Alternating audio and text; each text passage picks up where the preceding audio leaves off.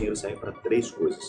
Pode anotar aí, 3 coisas. Primeiro, te dá segurança para você e para tua família, para as pessoas que você ama.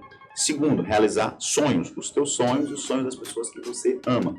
E terceiro, ajudar o próximo, transbordar. Uma pecinha aqui antes de todas elas, chamada dinheiro.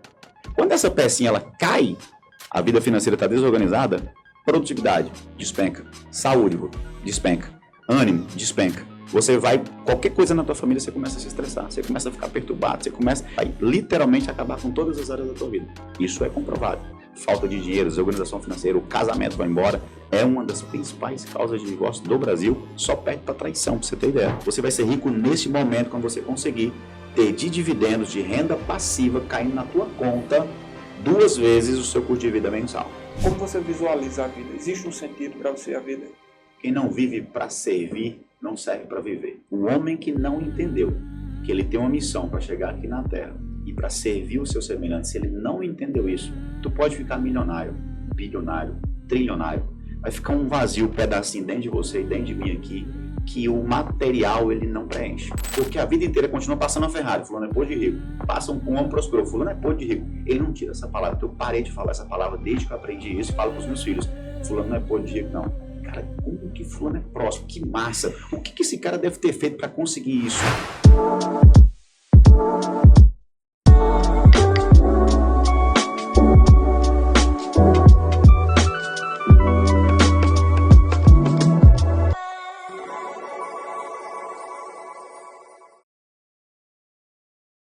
Salve, salve! Sinta-se bem-vindo, bem-vinda aqui ao nosso 9º, 10º episódio, sei lá, acho que eu já perdi a conta. Podcast existencial. Pessoal, hoje estamos aqui com Elias Carvalho. Vamos falar aqui sobre dinheiro, sobre energia do dinheiro, um papo bem prático. Esse é o episódio assim que é para você pegar um papel, caneta e fazer anotações, porque o homem é brabo, viu? Tá aqui, Elias, meu amigo, conterrâneo. Sinta-se bem-vindo, acolhido. Antes de ler aqui o seu currículo, quero só agradecer mesmo pela sua presença e dizer que é uma satisfação ter você aqui. Tamo junto, que agradeço pela presença, pelo convite, tamo junto. Olá, pessoal, Elias Carvalho, casado há 16 anos, inclusive completando hoje, né? 16 anos de casado com Janaína Carvalho, pai da Emily, do Daniel e também da Jamile. Elias, ele é gestor financeiro, pós-graduado em economia e palestrante motivacional. Também é criador da comunidade RSP, que vai falar um pouquinho, que já impacta mais de 200 alunos em 6 países, com resultados reais, impactando, né, incluindo alunos alcançando o primeiro milhão. Olha só que legal. Vamos pegar isso aí, vamos pegar essas dicas aqui. Presente nas redes sociais com mais de 50 mil seguidores e mais de 20 milhões de visualizações, onde ele compartilha as estratégias práticas, né, sobre dinheiro, investimento e mentalidade, do qual também vamos falar. Elias, para começar, fala aí como que tu entrou nesse movimento assim, do dinheiro, do investimento, das tuas formações, como foi que deu o start assim, para tu ter essa sacada aí e mudar a sua vida? Bom, na verdade, eu vim lá de Princesa Isabel, lá na Paraíba, né, que é a tua cidade aí, tua terra. E, cara, é uma vida muito difícil lá no sertão, e aí eu fui para Brasília aí com 14 anos de idade, né? A gente começou uma vida lá em Brasília 21 anos atrás, e aí a gente, na vida muito, muito dura, muito difícil, né, lá do sertão, a gente começou a prosperar devagarzinho, e nos últimos 10 anos para cá, eu comecei a ganhar dinheiro. Só que eu descobri um negócio que a gente consegue multiplicar esse dinheiro, ganhar dinheiro sem fazer nada. Vendo rede social, vendo conteúdo, eu falei, cara, esse negócio é interessante. Eu comecei a me dedicar a estudar esse negócio. O que é essa parada de investir? O que é esse negócio de você coloca o teu dinheiro hoje e amanhã tem mais? E aí, de uns 8 anos para cá, eu fui me especializar, fui estudar, fazer cursos, mentorias, palestras. E aí começou esse movimento e surgiu a ideia de 4 anos atrás, lá num sítio em Afogados da Engazeira, no Pernambuco, onde eu vi as pessoas com um telefone celular e com Wi-Fi conectado. Eu falei, cara, a internet chegou aqui. E eu tive um estalo de criar a comunidade Sertão Investidor, de ensinar aquilo que eu já tinha aprendido para as pessoas. Um moleque lá, uma criança com telefone, um senhor com telefone, todo mundo no meio do nada. Falei, se a internet chegou, essa galera consegue investir no Brasil, essa galera consegue investir no Japão, na China, apenas com um telefone e R$10. Dá para começar. E daí surgiu a ideia, falei, cara, eu vou trazer isso para cá. Vou trazer, ensinar principalmente o nordestino a investir, cuidar do dinheiro, trazer para a minha terra. Daí surgiu o nome, Sertão investidor. Eu sou o Sertão, lá do Sertão, me tornei investidor e ensinar outras pessoas a investir. Inclusive, tem pessoas que são trabalhadores da roça que investem em bolsa de valores. Vamos falar um pouco mais disso aqui. Então, eu tive esse estalo dentro de um sítio, em férias com a família, vendo pessoas mexendo no telefone, que o Wi-Fi chegou. Nós precisamos de uma coisa. Wi-Fi, duas, né? Wi-Fi e R$10 para começar a investir em bolsa de valores. Legal, interessante. E eu vejo, eu acompanho você nas redes sociais, né? Mas é importante dizer que tem gente do Brasil inteiro que lhe segue, é porque você leva essa marca registrada do nome, porque eu acredito que é até um envolvimento emocional, pessoal, com a marca, né? Mas isso aí não quer dizer que você só precisa ser nordestino para poder investir, não, né? Para lhe acompanhar nas redes sociais. Sem dúvida.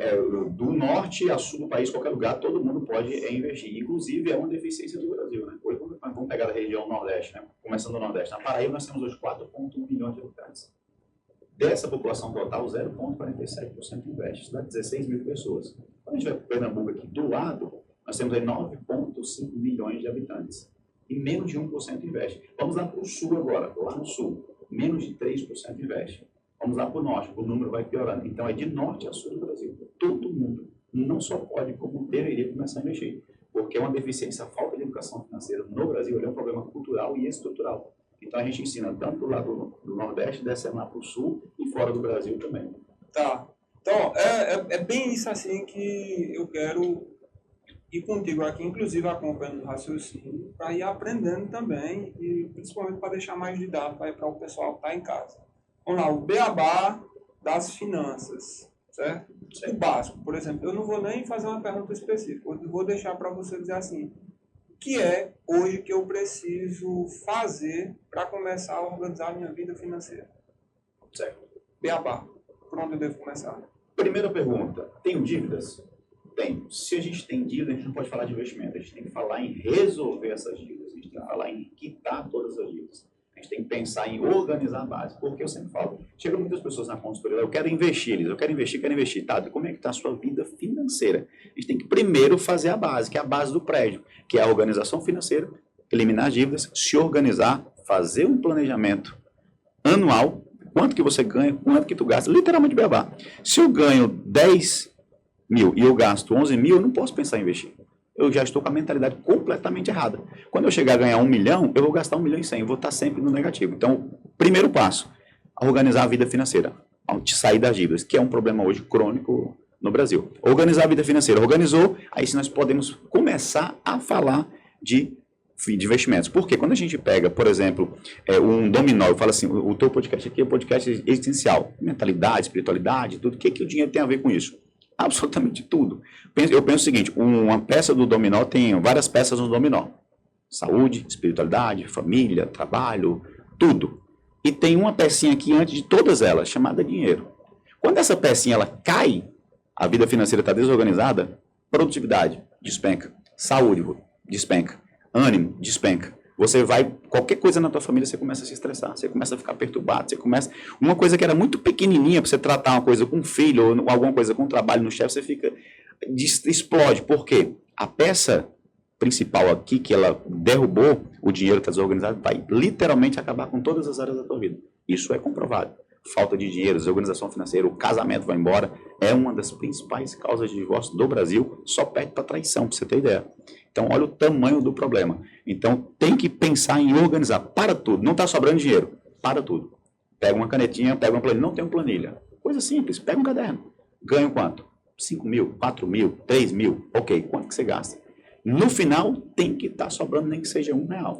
Pronto. A realidade hoje da maioria dos brasileiros, como você falou, mencionou, eu penso que é justamente isso. Tem essa deficiência. Vamos dizer assim, são analfabetos funcionais em finanças. A situação, se fosse dizer assim, dá conta da maioria das pessoas. Eu imagino, eu digo isso até por experiência própria, até 3 anos atrás, a minha vida era, eu recebia uma quantidade, por exemplo, 5 mil reais, as minhas despesas juntando tudo, dava ali em torno de 5 mil reais. Pelo menos estava dando para sobreviver. Mas quando tinha uma despesa extra ali, alguma ocorrência que acontecia, ia para o vermelho. E ficava nesse movimento durante todo o ano. Certo. Tinha mês que às vezes sobrava uma merrequinha, mas tinha mês que faltava muito. E não conseguia sair disso. Então, para quem está assistindo agora e está dizendo assim, eu não consigo, pronto, essa pessoa ela já tem condição, que já está de uma certa forma com as dívidas ali mais ou menos equilibradas, a pensar em investimento, quem está só ganhando e essa quantia que recebe já passa para lá sem sobrar muita coisa. Como que faz? Essa pessoa ainda não está apta para começar a investir. Por quê? Existe um negócio chamado colchão financeiro. A galera que está nos ouvindo aí, anote aí, é muito previsível que imprevistos aconteçam. Então, em algum momento da tua vida, você vai tomar uma pancada no estômago e você vai ter algum imprevisto. O pneu do carro furou, não estava no orçamento. O menino adoeceu do nada, pegou uma virose, não estava no orçamento. Alguma coisa quebrou dentro de casa, não estava no orçamento. Então, é importante ter uma reserva de emergência, que é básico do básico do básico, tá? Então, quando a gente fala de reserva de emergência, o que seria isso? 3 meses, 6 meses e 12 meses. 3 meses o seu custo de vida mensal. O seu custo custa R$5.000. Você é funcionário público, um exemplo. Então, a reserva de 3 meses está ok, porque você tem previsibilidade de receita. A tua renda, você já tem que, entre aspas, garantir que você tem uma estabilidade ali por ser funcionário público. Então, 3 meses, ok, com um eventual problema. Se você é funcionário normal, cotidiano, que é a maioria do brasileiro é CLT, pelo menos 6 meses o teu custo de vida mensal. Meu custo é 5, eu tenho que ter R$30.000 guardado para quê? Para ter uma tranquilidade, acontecer um imprevisto ou perder o emprego. Funcionário público dificilmente perde o emprego, mas o funcionário CLT pode perder o emprego. Esse não precisa cortar Netflix, o plano de saúde, nada da sua estrutura completa, porque você tem 6 meses garantido. Elias, eu sou empreendedor. Eu tenho várias fontes de renda, não tenho nada garantido. 12 meses o teu custo de vida mensal. Por quê? Empresário que nos escuta aí, a galera que vai nos ouvir sabe, não temos garantia de faturamento. A gente tem essa montanha-russa, inclusive, que pode ter meses negativos. E se a tua empresa vê uma pandemia como veio aí, se a tua empresa passa 6 meses sem faturar, o que acontece com o funcionário, com o teu custo operacional? Então, pelo menos 12 meses o teu custo de vida mensal se você é empreendedor. Feito isso, aí sim, nós estamos com a base preparada. Tudo que exceder isso, absolutamente tudo. R$1 sobrou além da... Já tem uma reserva, não tenho dívidas. Qualquer real que entrar a mais, investimento para o futuro. Porque o presente já está garantido. E dentro do presente do orçamento tem o teu lazer, tem com a tua família, já está tudo preparado. Agora vamos falar de investimento.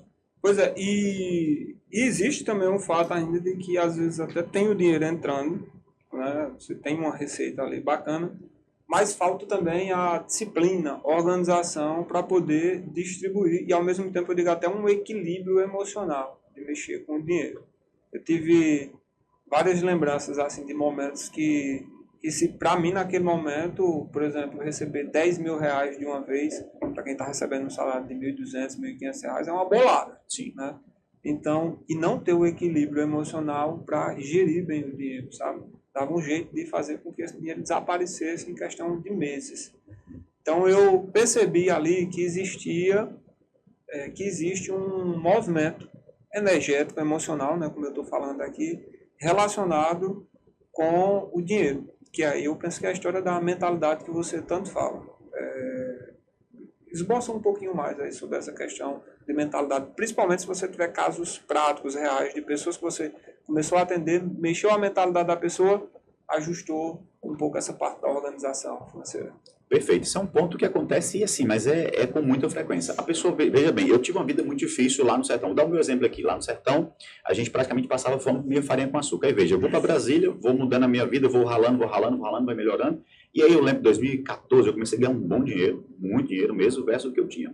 Então veja, se eu tenho lá em 2014 o custo de vida mensal de 3 mil na época, e eu passei a ganhar R$10.000 lá em 2014, se eu não tiver exatamente esse controle emocional de valorizar o meu dinheiro, quanto que foi sofrido, o que a maioria do brasileiro faz? Estava ganhando 3 mil, passa a ganhar 10. De imediato, eu vou trocar para um iPhone melhor. Eu vou trocar de carro. Opa, eu estou morando aqui numa comunidade, cara, eu já posso mudar para o centro aqui, no caso de João Pessoa. Eu já posso elevar o meu padrão. Então a pessoa está ganhando 3, vivia com 3. Então ela passa a ganhar 10, ela sobe o padrão para 10. É aqui aonde, literalmente, 99% das pessoas vão, literalmente, perder o controle de tudo. E aí depois não tem, é um buraco, não tem como tapar isso. Ela passa a ganhar 15, ela sobe para 15, passa a ganhar 20, sobe para 20, ela vai estar sempre infeliz. Aí, veja bem, já aconteceu casos práticos, quando eu era gestor de equipe, o vendedor, por exemplo, ele estava ganhando R$5.000. E aí foi promovido, teve uma rota melhor, passou a ter mais faturamento, ele passa a ganhar R$10.000. O que ele fez? já subiu o padrão, trocou de carro, tudo que eu acabei de falar. Ok. E aí em vendas, quem trabalha com vendas sabe, nada é garantido. Vai ter essa montanha-russa. Em um determinado momento, o salário dele caiu para 7 mil. Resultado, me chamou para conversar com o gestor, disse que estava infeliz, porque a empresa não estava dando condições para ele, o salário dele tinha caído. E aí eu puxei todo o histórico. Mas tu ganhava 5 mil. Agora você está ganhando 7 com essa queda. Isso representa 40% a mais do que você já tinha.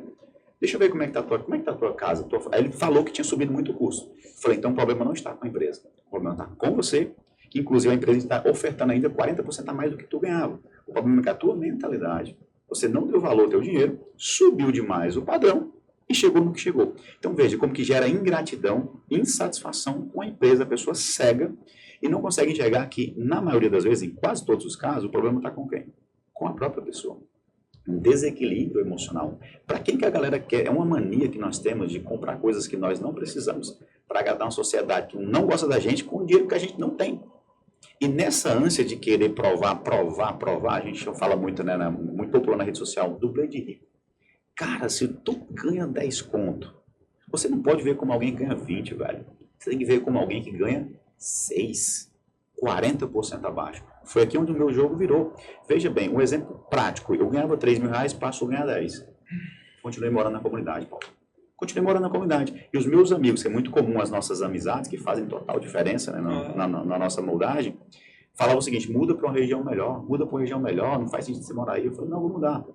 E segurava, a família estava bem, estava confortável. Eu segurei o meu custo por 3 mil por um determinado período. E isso virou a minha chave. Isso foi de forma estratégica, Total, né? Não total. foi porque estava se amarrando, Não. porque estava com medo, inclusive, Não. de perder o dinheiro, da escassez. Novamente, foi de forma planejada, sabia o que estava fazendo de forma consciente, para poder depois subir Exatamente. de nível com consciência. Exatamente. E ao longo do tempo, que é muito importante, o pessoal que está nos ouvindo, para você não pensar assim, pô, tu precisa de dinheiro, tá vendo lá e falar de murriagem. Não é sobre isso. Veja bem, tudo são fases na nossa vida.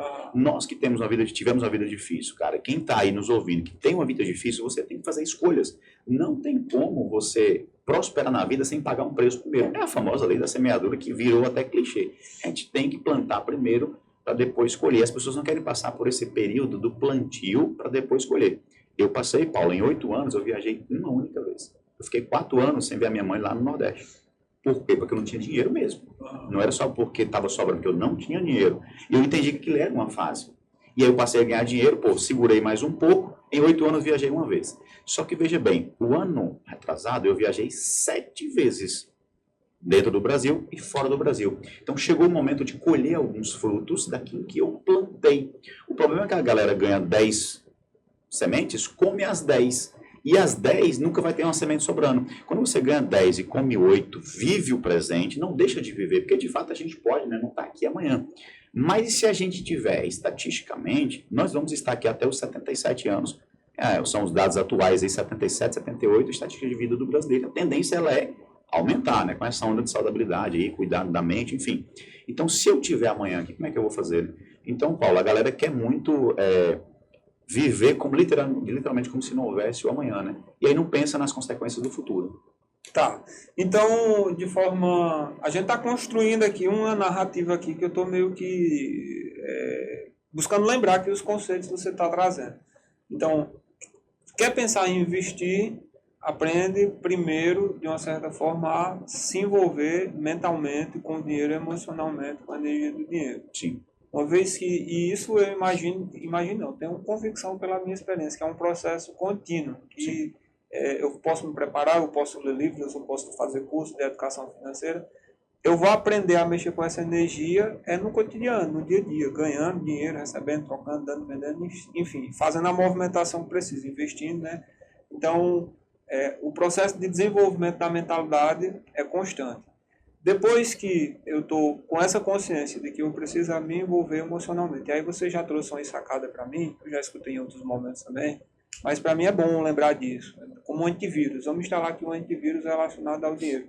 Aquela coisa que você falou de que o dinheiro ele é para ser um servo seu, não o contrário. Quer expressar um pouquinho mais, falar um pouco mais sobre isso? Um ponto muito, muito importante você tocou aí, porque acontece, o dinheiro a gente fala que ele é um ótimo servo, mas ele é um péssimo senhor. Péssimo. Se você deixar que o dinheiro seja o teu senhor, ele vai te tornar um cara soberbo, arrogante, prepotente, ignorante e vazio. Você vai perder tua família, você vai perder os teus amigos, ninguém vai encostar em você mais, porque você se tornou um semideus. Porque eu sempre falo o seguinte, o dinheiro, ele fala assim, o dinheiro muda as pessoas. Fulano começou a ganhar muito dinheiro e mudou. É muito comum a gente ouvir isso. Eu discordo dessa afirmação. Eu não tenho nenhuma base científica que as pessoas vão afirmar isso. Então é mais um achismo nosso, né? O que eu acredito é que o dinheiro, ele é uma energia tão forte, tão poderosa, que ele não muda ninguém. Ele simplesmente revela quem sempre a pessoa foi. Boa. É muito forte a energia. Você não consegue esconder mais. Por exemplo, se eu sou um cara que eu gosto muito de ajudar as pessoas, eu ganho R$2.000 e eu dou uma cesta básica por mês ali para uma família carente. Com o meu coração, eu quero ajudar. Quando você tiver muito dinheiro, você vai ajudar 10 famílias, a rua, mais dinheiro, a cidade, mais dinheiro, o país, mais dinheiro. Vai por aposta 13 anos na África, porque você sempre foi um cara bom. Agora, ao contrário, se eu sou um cara ruim e eu engano o Paulo Ricardo, eu banco ali de boa praça e tal, fico enganando ali, eu sou um cara ruim. Quando o dinheiro vem na minha vida, eu vou passar por cima do Paulo Ricardo. Porque a energia ela é tão forte, ela canaliza de uma forma tão sinistra, que ela explode e revela quem você sempre foi. Então, o dinheiro não mudou ninguém. Revelou só sempre quem o Paulo Ricardo foi e quem o Elias foi. É o que eu acredito. E porque, na verdade, se a gente for parar para pensar, as pessoas elas não querem necessariamente o dinheiro. Elas querem o que o dinheiro provoca. Boa. Normalmente é poder, transformação, liberdade. Cada pessoa vai ter os seus desejos ali correspondentes para poder, vamos dizer assim, usufruir dessa energia, né? Bem bacana isso, essa forma como você traz. E adentrando um pouco mais assim, sabe, Elias?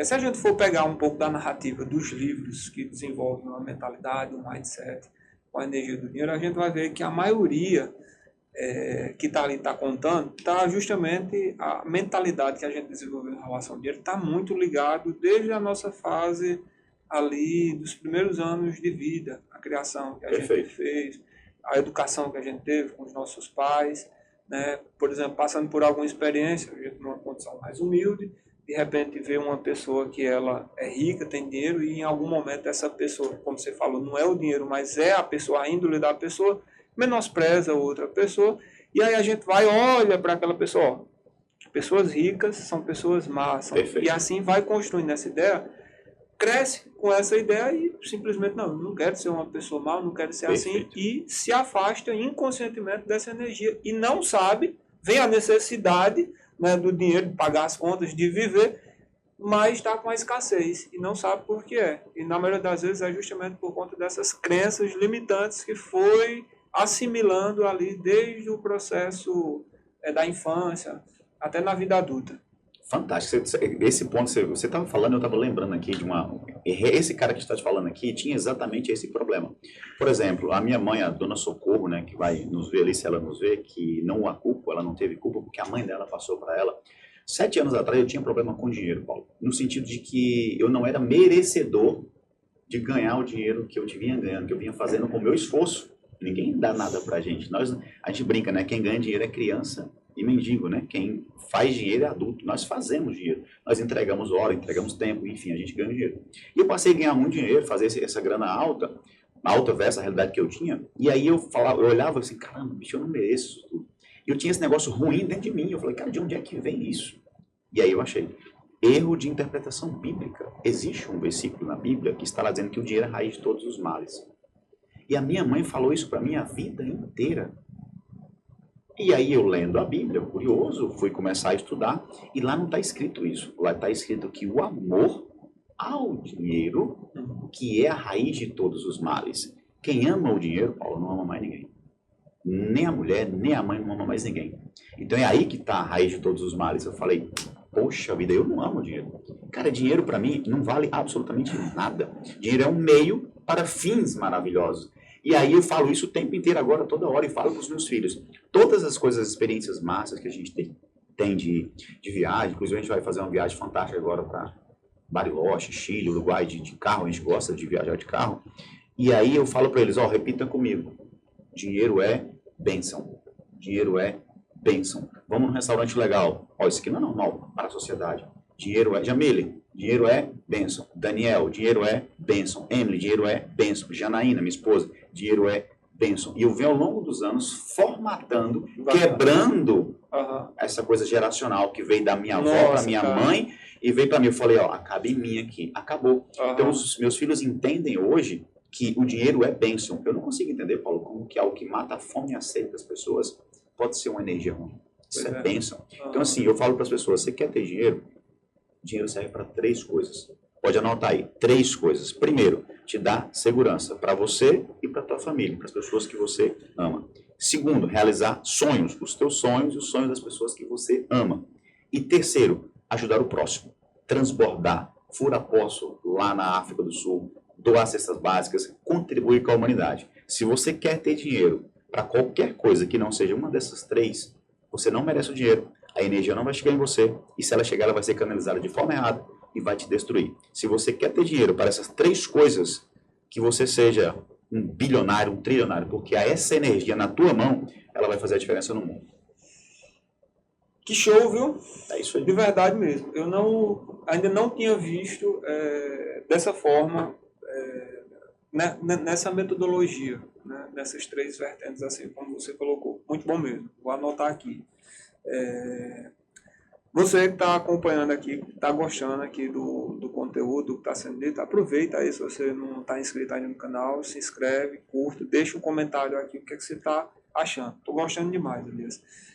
Antes de ir partir ali para as dicas mesmo, né, da parte financeira, investimento, poupança, enfim, tudo isso aí que a gente sabe, esse conhecimento técnico ainda aqui nessa energia do dinheiro, rapidinho, estou aproveitando assim porque a gente tem vamos dizer assim, alguns pontos em comum. Primeiro, né, somos ali, Princesa Isabel e tal, e inclusive crescemos juntos ali, sim, jogando videogame, brincando, se divertindo. Saudoso videogame de Lúcia. Pois é, exatamente. E aí passamos uns 15 a 20 anos, mais, sim, ou menos, depois que a gente veio se conectar, né? Eu vim ver você nas redes sociais, um amigo nosso em comum, Sebastião, falou que você estava trabalhando com isso, aí eu comecei a ver o conteúdo. Caraca, meu irmão, o cara, e foi um espanto assim, porque eu digo, o cara evoluiu todos os sentidos, né?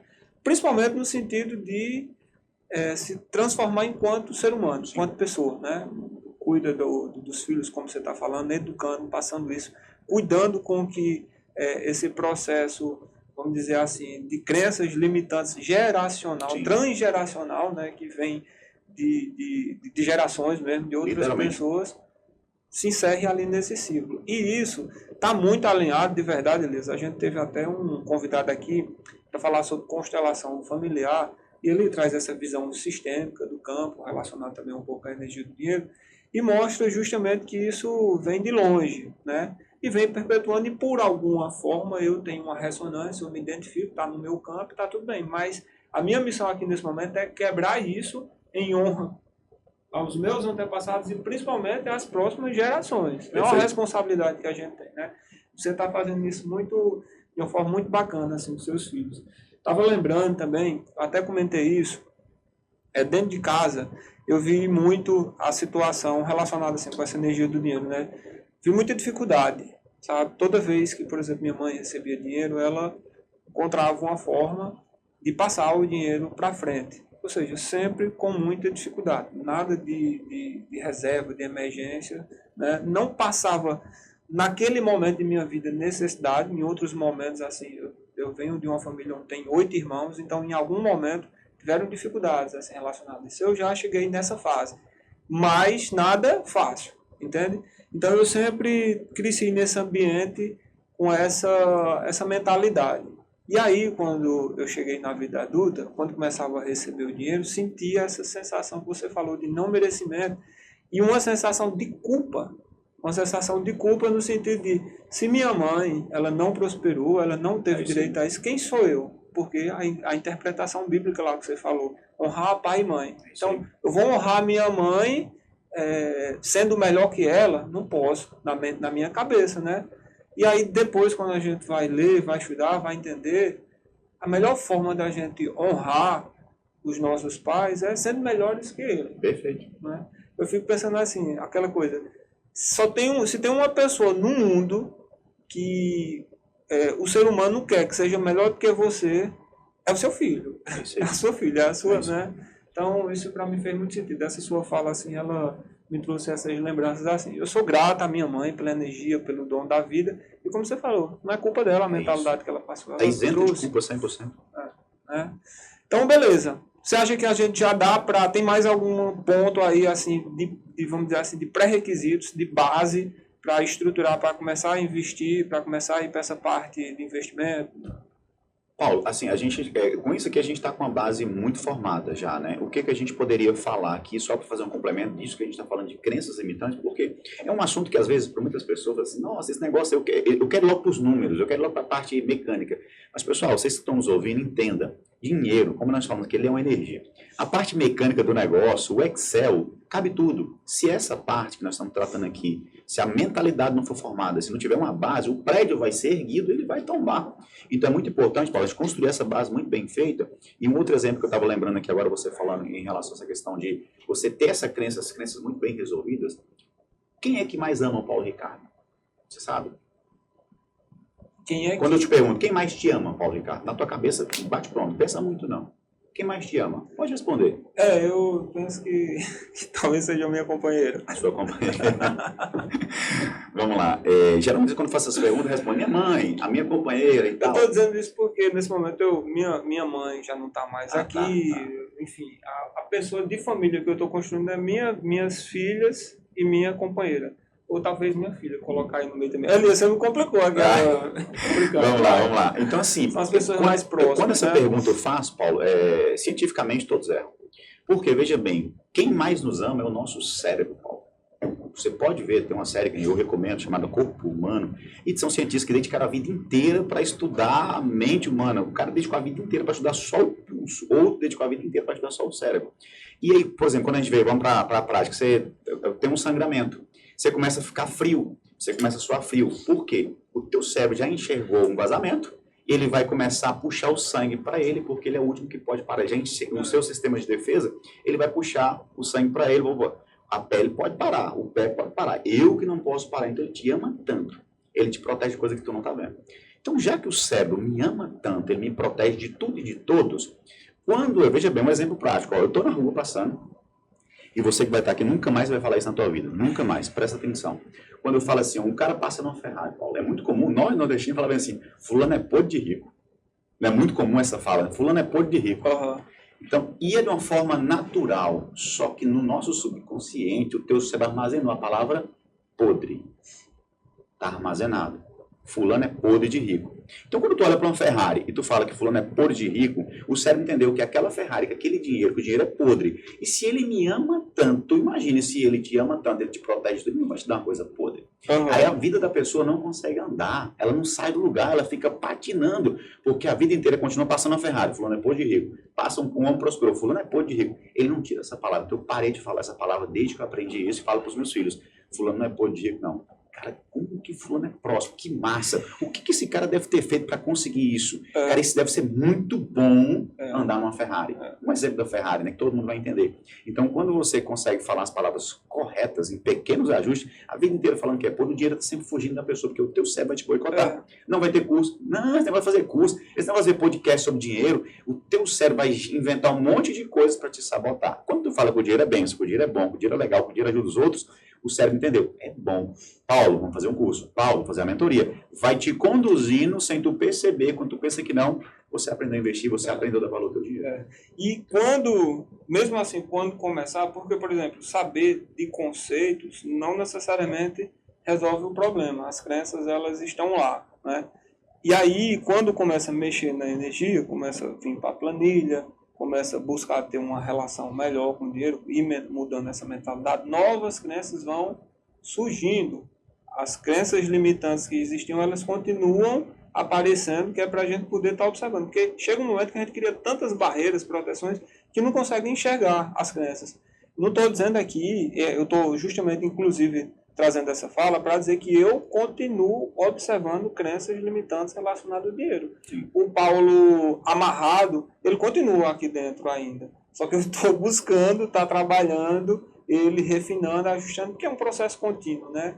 Para a vida. Assim como o Paulo, que já foi desorganizado financeiramente em algum momento, e é esse ponto aí que você falou, de estar buscando ressignificar, está com atenção, a atenção plena que a gente tanto fala aqui nas palavras, né, na forma como está dizendo e principalmente na forma como está sentindo. Uma coisa básica assim, que eu aprendi nesse universo das terapias relacionadas ainda ao dinheiro, há um tempo, que eu acho que faz muito sentido também, foi quando você for entregar um dinheiro, quando você for pagar uma conta, normalmente a gente paga com tristeza, né? Poxa, estou tirando aqui. E aí a mulher foi disse, ó, deu dinheiro aberto, na época a gente tinha muitas células, a gente deu dinheiro aberto, sentindo uma alegria por você poder estar contribuindo, por você estar pagando aqui por uma energia de troca. Isso aí foi outra sacada muito bacana assim, que vem fazendo diferença. Show de bola, Elias. Eu gostei também dessa história aí do cérebro, que, sem dúvida, eu estava visualizando... Ele é preguiçoso. Eu estava imaginando você, assim, que você estava trazendo, de pessoas externas para entrar na narrativa aí. Mas, de fato, sem dúvida, né? O ser humano, eu costumo dizer que o ser humano, antes de tudo, ele é individualista, por pura necessidade. Ele precisa aprender a olhar para si antes, porque se ele não estiver bem, ele não vai conseguir ajudar outras pessoas, né? E aí, dentro desse individualismo, que algumas pessoas interpretam como egoísmo, ele vai entendendo que a diferença que a gente vai fazendo na nossa própria vida é fazendo diferença na vida de outras pessoas, auxiliando, né? É um processo muito bacana. Então, pronto. Base preparada. E agora? Já sei mexer ali na planilha no Excel, já tem, vamos dizer assim, um dinheiro sobrando, ou se não tiver, se eu organizar minhas contas ali, eu sei que dá para tirar alguns gastos, então dá para sobrar um dinheiro para investir. O que é que eu começo a fazer? O que é que você indica? Vamos lá. Provavelmente muita gente vai estar nos ouvindo, vai estar com dinheiro aonde? Na poupança. Tá. Hoje, dados atual do Banco Central do mês passado, nós temos apenas R$1 trilhão na poupança.